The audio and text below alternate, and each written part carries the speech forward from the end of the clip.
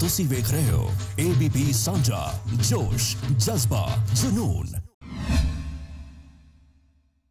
एक बड़ी well planned सोच समझ के की गई डकैती थी ये।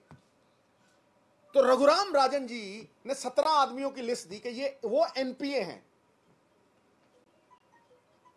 जिन्होंने सरकारी बैंकों से पॉलिटिशियंस की मदद से लोन लिए हैं और डेलिबरेट मैकेनिज्म से वो वापस नहीं करेंगे। आप इनको पकड़ लो, डिमोनेटाइजेशन की कोई जरूरत नहीं, वो खिलाफ थे डिमोनेटाइजेशन की, राइट। लेकिन वो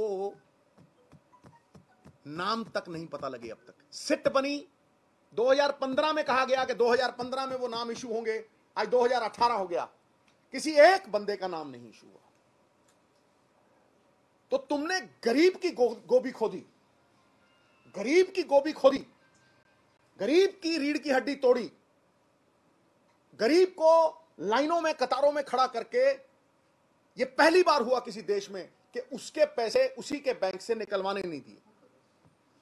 मैंने आज तक किसी लोकतंत्र में ऐसा नहीं देखा कि किसी ने अपने पैसे किसी बैंक में जमा कराए हों और उसे यह कहा जाए तुम अपने बैंक से अपने पैसे नहीं निकलवा सकते।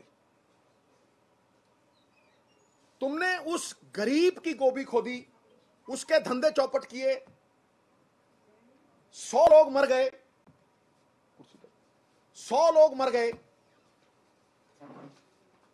कोई एक अमीर बताइए, कोई एक अमीर बताइए जो लाइन में खड़ा होकर मरा हो, जिसको लाठी पड़ी हो, जिसने नुकसान झेला हो। भाई करेंसी क्या है? करेंसी एक्सचेंज वैल्यू है, असली वैल्यू नहीं। अब मैं इसका क्रक्स आपको बताने जा रहा हूं। वो 90 लाख करोड़ रुपए जो बाहर के विदेशों में पार्क किए हुए हैं, कोई यूरो में है, कोई डॉलर में है, कोई पाउंड में है, वो 90 लाख करोड़ रुपए उनके डॉलर को तगड़ा कर रहे हैं, उनके पाउंड को तगड़ा कर रहे हैं, उनके यूरो को तगड़ा कर रहे हैं और भारतीय रुपए को गिरा रहे हैं। ये आज तक तुमने कैश को कटघरे में खड़ा कर दिया।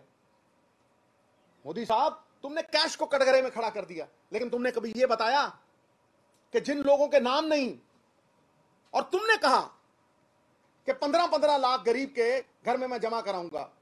एक गरीब अपनी लड़की का रिश्ता लेके गया